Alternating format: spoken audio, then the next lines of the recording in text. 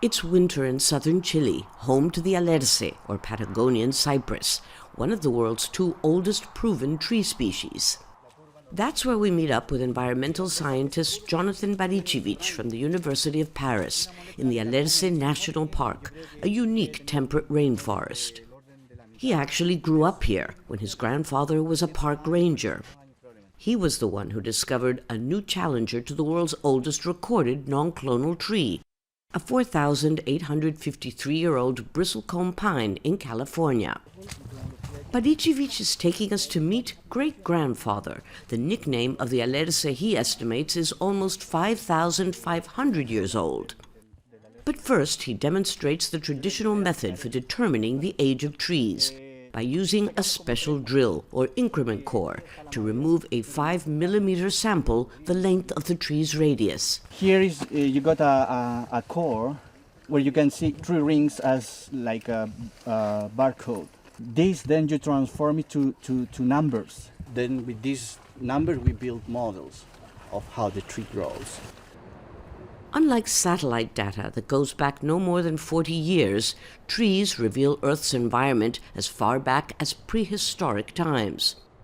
Barichevich argues that the past can be used to predict future climate change more accurately.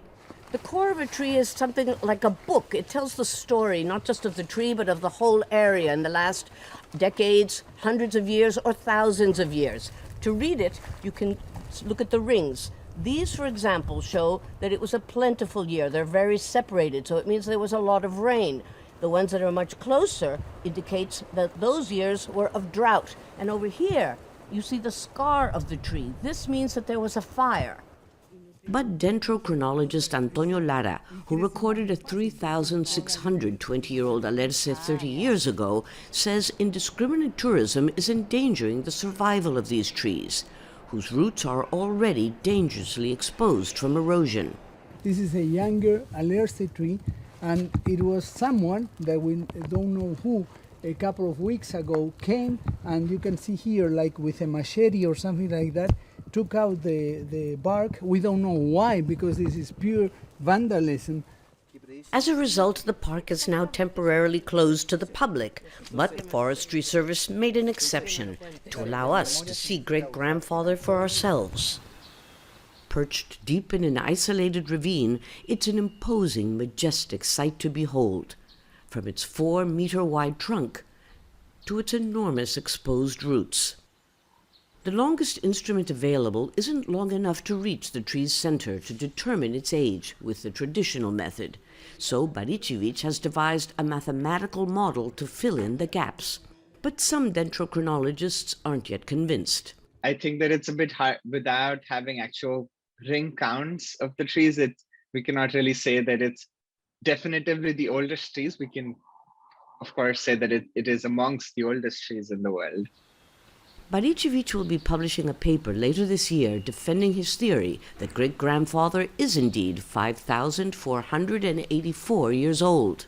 But I'm not worried, because this is science for the planet.